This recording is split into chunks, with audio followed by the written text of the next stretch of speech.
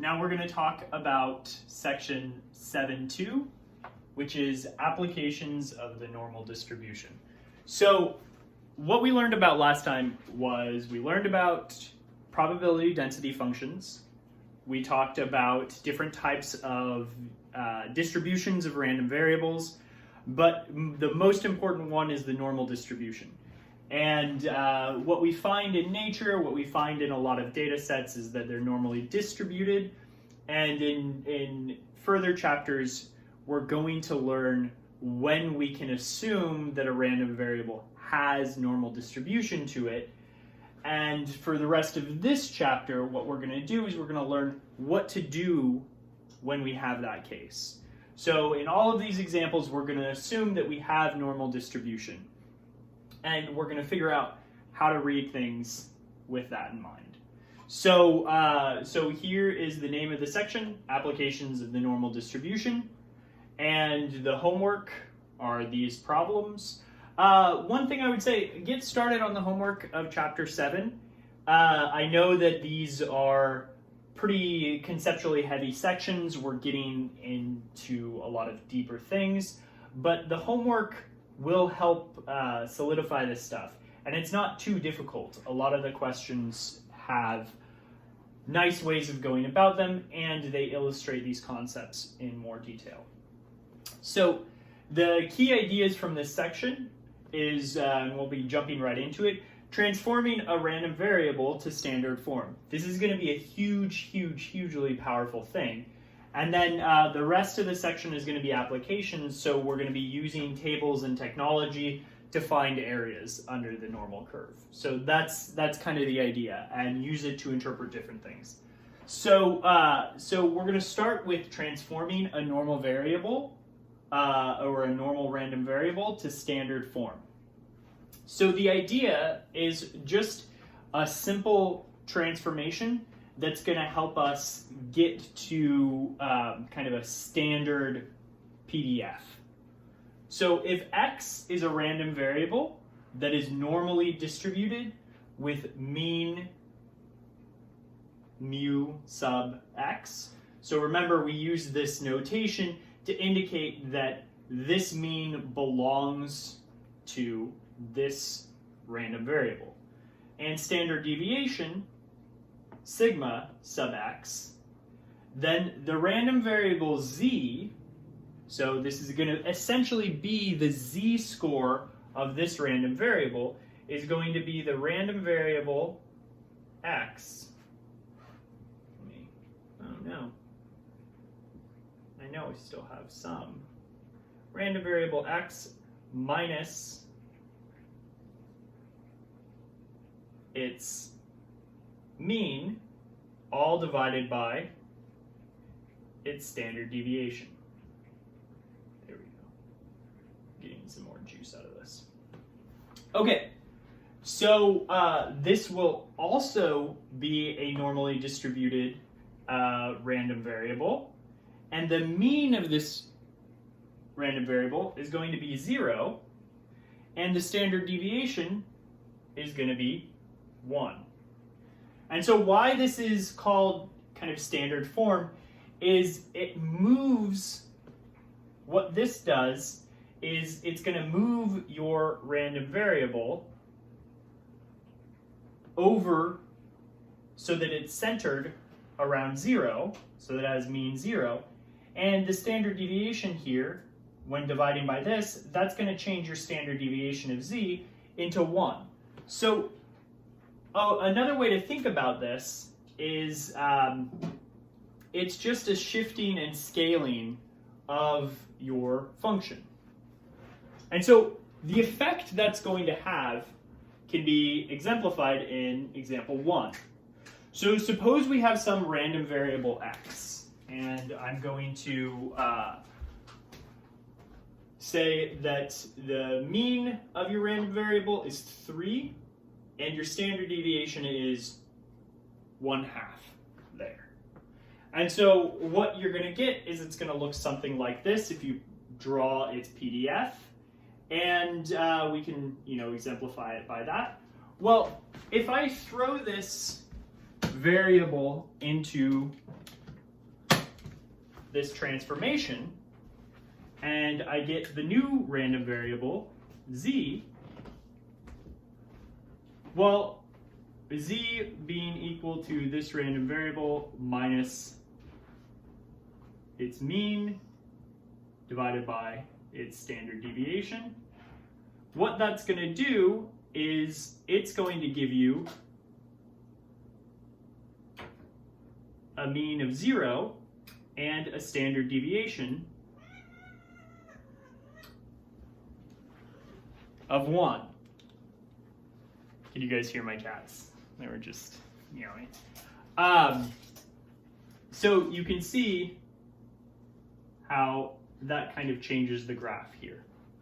And one thing to keep in mind is that even though they look different, the area under the curve is going to be the same. The area under this curve is going to be equal to the area under this curve. And you can kind of convince yourself of that because even though it looks kind of thinner, we extended it and made it a little bit bigger in the way it shoots up. And so, if you're, if you've taken some calculus, all we're doing here is we're doing a variable substitution. And so when you think of the area under the curve as taking some sort of integral, whatever that means, you're going to do variable substitution, and the integrals are going to stay the same. So if you want to think of it like that, you don't have to. Just keep in mind that this area is going to be this area. And in fact, what's even more important is that the proportion of the areas are going to stay the same. So for example, if I take this random variable equal to 13 over 4, and I want to look at, so again, I'm looking at x, so it's going to be, actually, let me write it in red.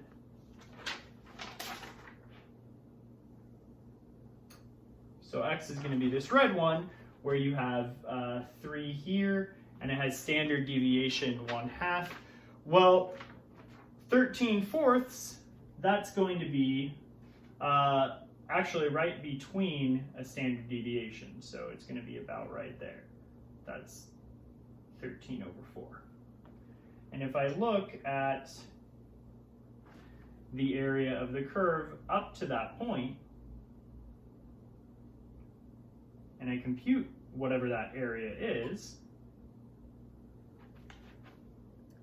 and I were to make this transformation and say, okay, well, if x is equal to 13 over 4, that means z is going to be 13 over 4 minus the mean divided by the standard deviation. Again, I'm just using this formula where I have x minus mean, its mean is 3, divide all that by the standard deviation. Well, what I'm going to get is this will leave me with 1/4 on top divided by 1/2 here, and this will be equal to 1/2. And so what this transformation does is, if I was to plot now my z variable, which looks like this, standard deviation is 1, mean is 0. So maybe you have 1 over here, that's your standard deviation. Well, 1/2 is in between 0 and 1, as you know. And if I look at the area to the right, or left of 1/2,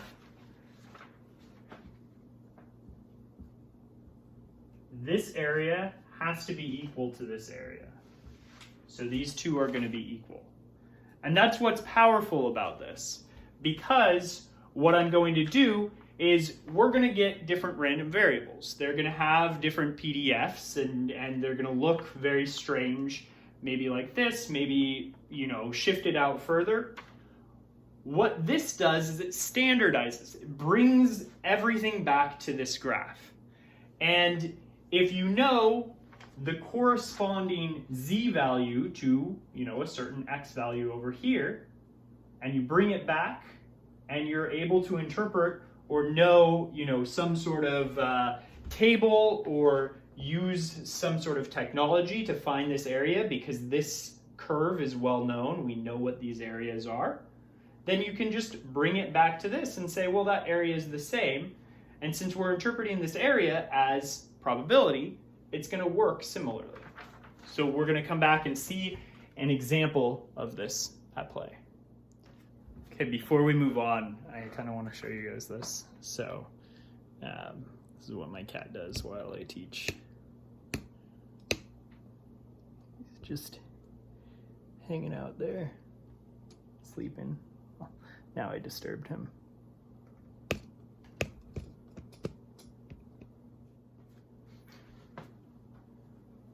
So we're going to exemplify the power of this situation by, or power of variable transformation by going through an example. And this example is going to be taken from the homework. This is 7.2, number 37.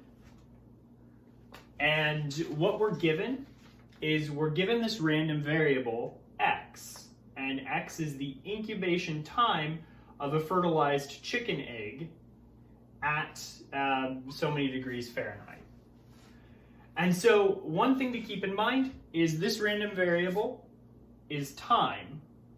So the random variable is going to be continuous. So anytime we're given something like time, even if the units are in something we normally think of as discrete, it's going to be continuous. If the random variable was something like number of days a fertilized chicken egg at, you know, something like this that it takes for incubation, then you could think, oh, that might be discrete. But since it says incubation time, we want to think in terms of a continuous function. With that being said, we're given that the mean is in terms of days, but you can think of days as, you know, being split up into fractions of days and things like that. So we can treat days, even though that's the unit we're talking about, we can treat it continuously. So the mean is 21 days, standard deviation is 1 day, and we're told that this variable is normal. So we're told to treat it normally. Okay, so we want to draw a normal model for our random variable. That's the first step. And so what we do there, what we mean by a normal model, is a picture that exemplifies what's going on. And since we're talking about normal, we really want the PDF of this. And we don't have to get things exactly correct. We don't have to draw it to scale. We don't even need the y-axis. A model just exemplifies the ideas that we need at play. So since we're told, again, told to assume it's going to be normal, we're going to draw a normal model. And how we're going to do that is we're going to just draw a normal probability density function where the mean is at 21 days. So we know that it has to be symmetric about the mean. And the standard deviation is 1 day. So over 21, we're going to have 20, and then 22. And those are going to be 1 standard deviation away. And so one thing we know is that there are going to be inflection points there. And it's going to give you a little bit of a cap from inflection point to inflection point. Again, remember, it's kind of opening downward. And then from that point, it's going to open upward, but it's going to slope down and be symmetric there. And I don't need to get everything perfectly right, but that's kind of how you draw the model. So when you read the book and it says draw a model, it's really talking about drawing the probability density function curve, so the graph of it. And you might want to label at least the mean and one standard deviation away from that. That will help you draw it. Okay, so now what we want to do is we want to find probability, our random variable, is less than 20. Well, how do we interpret this? So what do is this actually means how many, or what the probability an egg that's fertilized hatches before 20 days.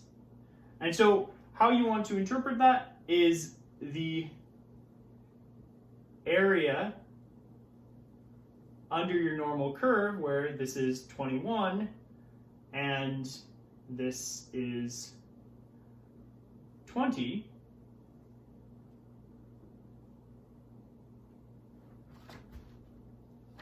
And then what you can do, and just to kind of give an example to this, is you can transform this through the variable z, so this is going to be your x. You can transform this through the variable z and say, okay, what we want is we want x minus the mean of x divided by the standard deviation of x. And how this works is, well, if I want my x value to be 20, because I want to redraw this as z, then the mean is going to be 21, and standard deviation is going to be 1. I'm going to get -1 over 1. So I'm going to bring this down and get -1. And if I standardize this curve here, I'm going to get that this area is equal to that area. So these areas are the same. They're going to be equal. And that's what we get when we standardize stuff. Now, what I'm going to do is I'm going to pull up Table 5. And how we read Table 5, I've actually included this in the notes for this section, although you have all of the tables available. How you read Table 5 is in the column, you can choose the first column. You can see where it's going to go down to -1. And then if you choose that particular row of -1, so you can see it there, and then you follow it out to what kind of particular point it's at. So in this case, we want -1.00.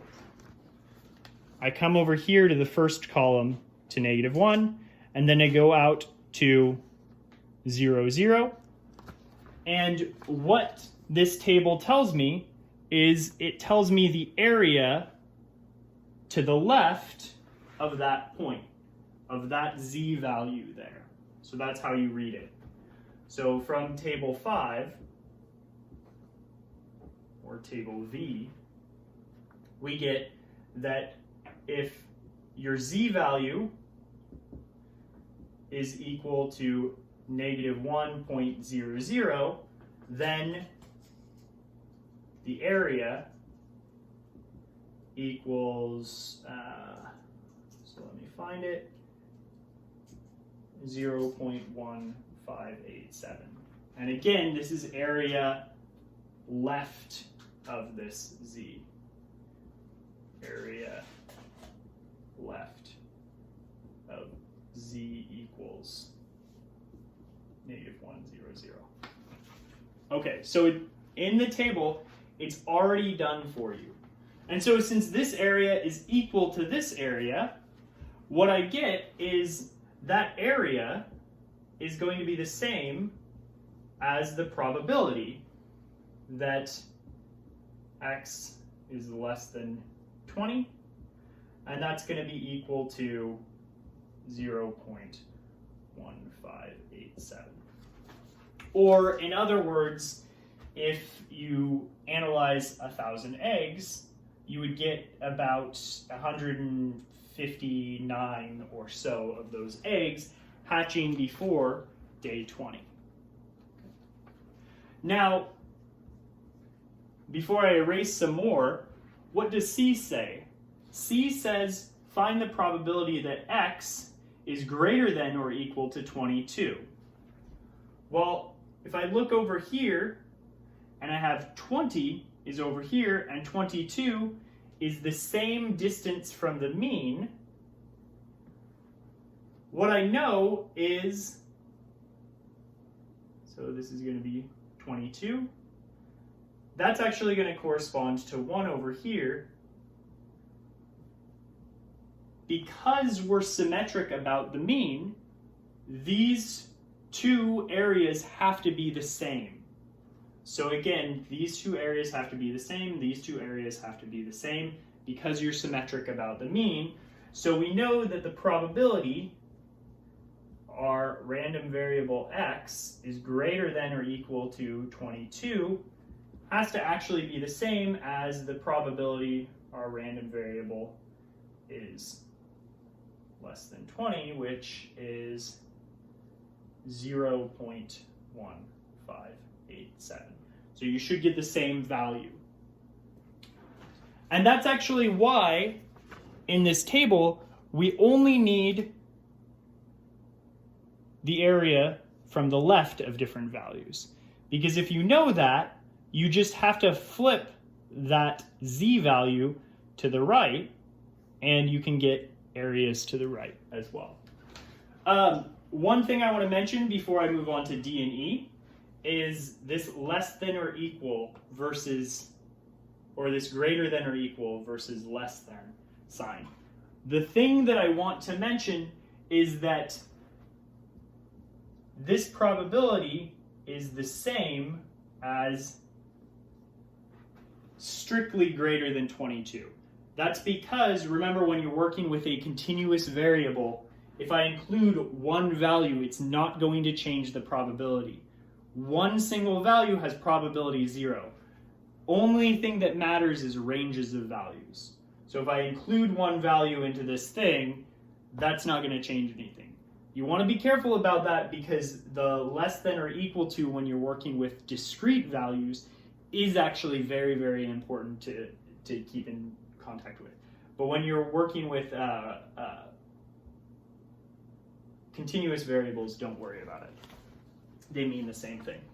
Okay, so now let's talk about D.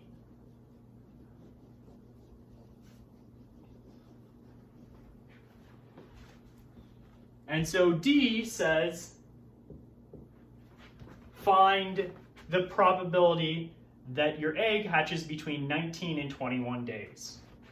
Okay? So how do we want to interpret that? Is look at this thing here where you have the mean of your variable. This is 21. And then your standard deviation is 1, so that's 20. And this is 21. And then you have 19 over here. And the probability of x being between these is just going to be this area here. So it's going to be equal to the area. So if we look at the area, that's going to be equal to the probability there. So how do we figure out that probability? Well, look at how to do it. If I figured out the probability that x is smaller than 21, So if I took the probability of that thing there, and then I subtracted off the probability that x is smaller than 19, so this thing here, that's the probability that x is smaller than 19, then I would be left with this area. So this is how you want to work with it, is you want to split it into pieces. I can see the area, the total area under the curve up to the midpoint as the probability that x is less than or equal to 21, and then I just subtract off this piece there. And so how to do that is, well, since 21 is the mean, I know that this one is going to be 0.05. It has to be half of the area. And then what I have to do is, I'm just gonna look this up in my table 5. And so from table 5, I'm going to get that this is equal to 0.50 minus, okay. Well, what I have to do first is I have to transform this into a z. So what happens when I plug z into, or plug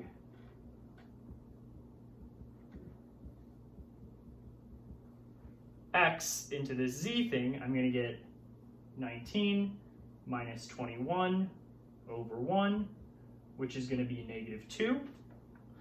And so this is going to be the probability that z is less than -2. And so if I look at table 5 now, I'm going to get, well, I come over here, I come down to -2, that's right there, and then I go over to 0.00, I'm going to get 0.0228, and then the value for that is going to be 0.4772.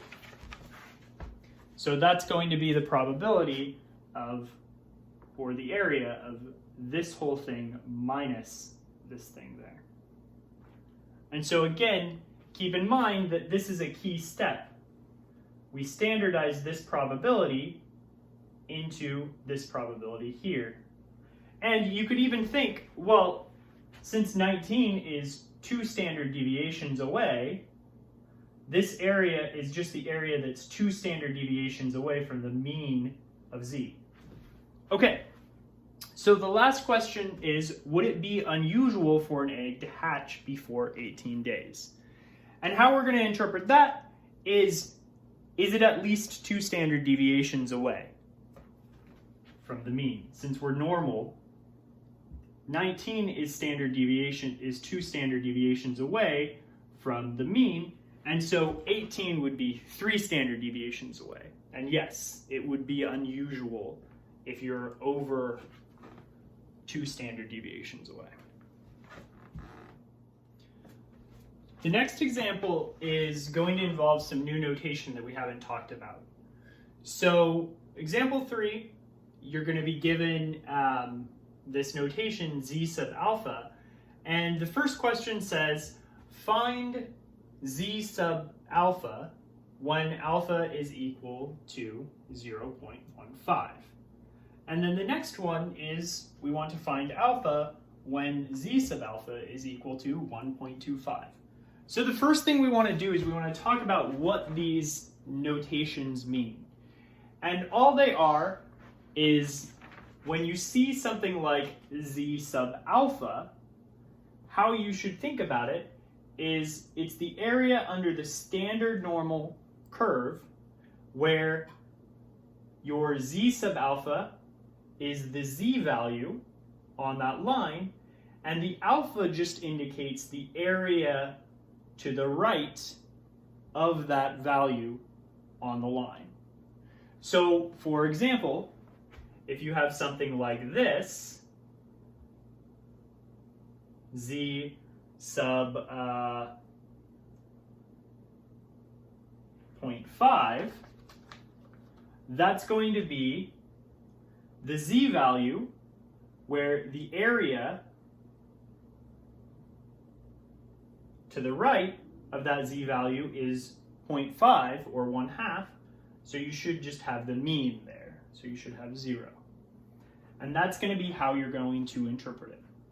So when we come here and we want to find the z value where the area to the right of the z value is kind of 15 or 0.15, 15%, that's what we want to do, is we want to find this value where this area is equal to 0.15. And so how do we do that? Well, one thing we know is if this area is 0.15, then the complementary area has to add up to 1 with this. So this area has to be 0.85. And now I can use this and table 5 to work backwards. And what I'm going to do is I'm going to use table 5 and let me find it. Set it here. What I'm going to do is I'm going to find the z value that corresponds to area 0.85. And so what I'm going to do is I'm going to search this and find the number that is closest to 0.85. And what you'll find is the value that's closest to 0.85 is 0.8508. And the z value corresponding to this is, so corresponding z equals, well, if I come over here and I find 0.8508, then it's going to be in the row of 1. Let me make sure I get this. 0, and the column of 0.04. So I know that the z value that corresponds to this will be 1.04. And then B, you're basically working backwards. In this case, again, how you want to look at this is you want to find the alpha. So what we're told is that z alpha is equal to 1.25. We know 0 is somewhere here, so we can draw our normal curve. And what we want to do is we want to find what this alpha is equal to, or what the area is. And so how we work with that is we know this corresponding area is going to be 1 minus alpha. And so when we look up on table 5, we find that when z is equal to 1.25, then 1 minus alpha is going to be equal to 0.8944. So again, this is from table 5. So keep in mind, you're talking about the area to the left of this z value. And then what we get is the area to the right will just be, well, 1 minus 0.8944. And so you'll get 0.1056. Okay, one thing I want to tell you is when you're using a table, you always have to find kind of the closest value. So when we did this for A, we had to kind of approximate our area by choosing the closest value to this. And you should get used to using the tables because a lot of times you're using approximations, you're making calls like that. So that's one of the advantages of using a table. In the next example, I'll show you how to use technology, so we won't use tables.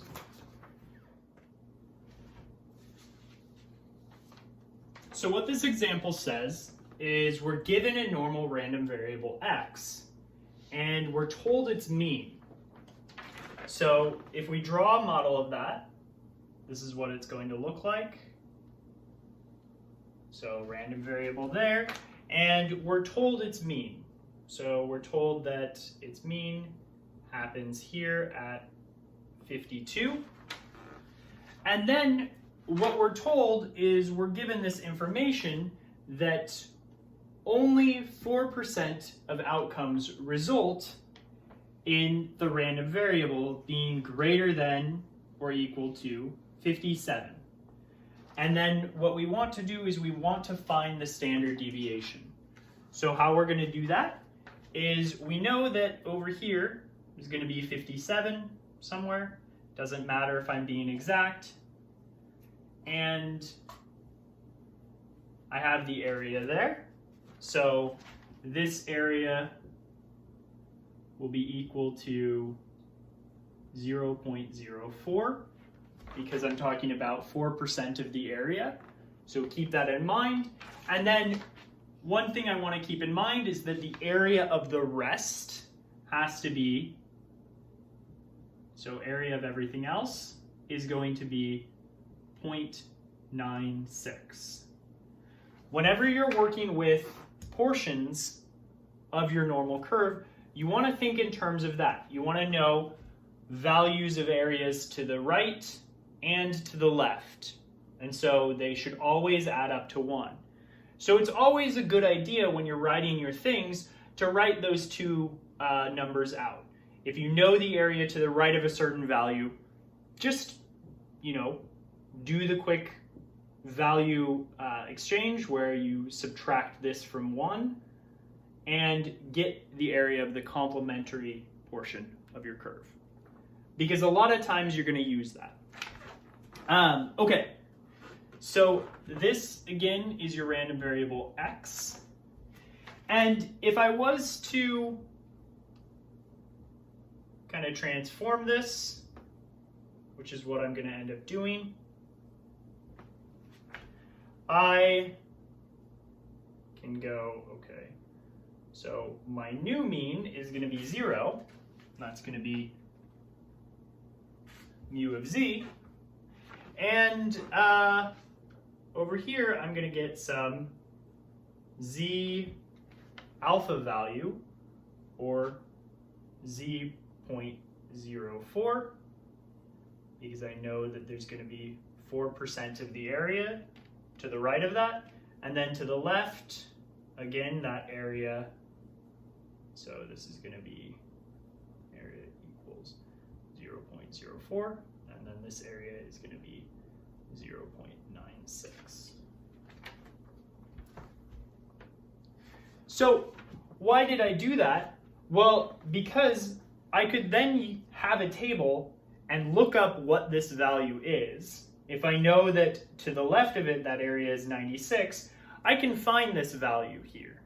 And if I found that value, what I could do is I could say that, oh, well,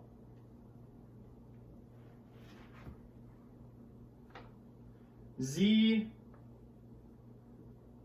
sub 0.4 is going to be equal to, well, what if I called this x sub 0.04,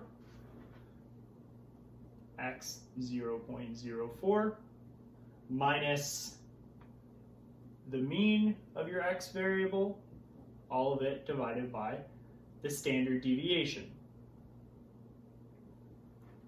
And if I know what this is, and I know what this is, I can solve, well, I know what these two are, I can solve for my standard deviation.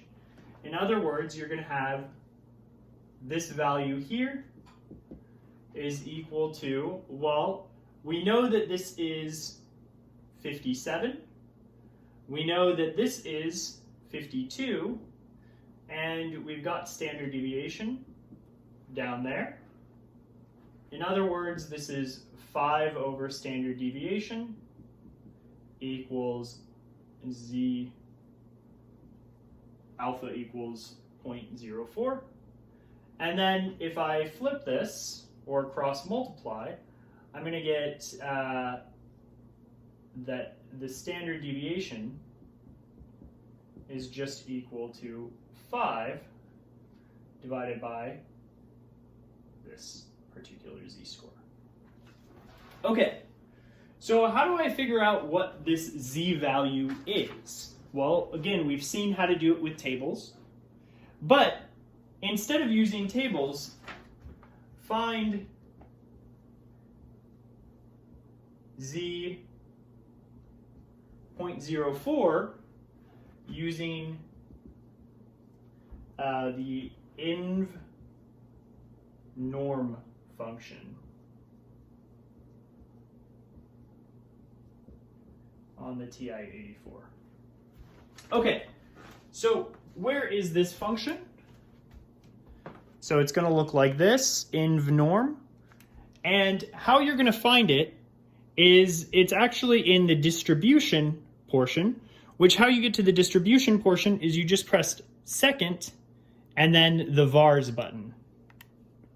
And then you go down, it'll be number 3. So you choose that. And then what you're going to do is you're going to input the area to the left of the curve, the mean, and then the standard deviation. So if I want this value, this z value, I'm going to plug in into the inv norm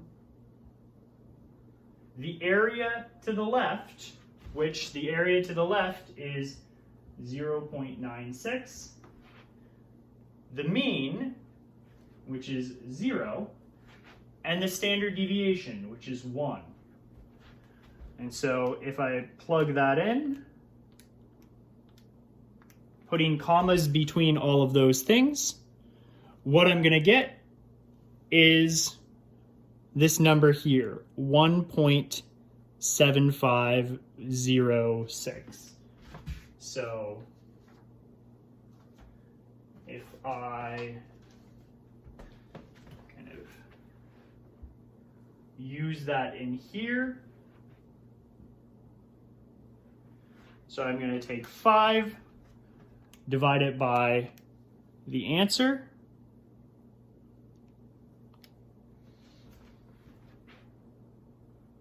I will get approximately 2.856. And so what, again, that tells you is that tells you the standard deviation of your variable here.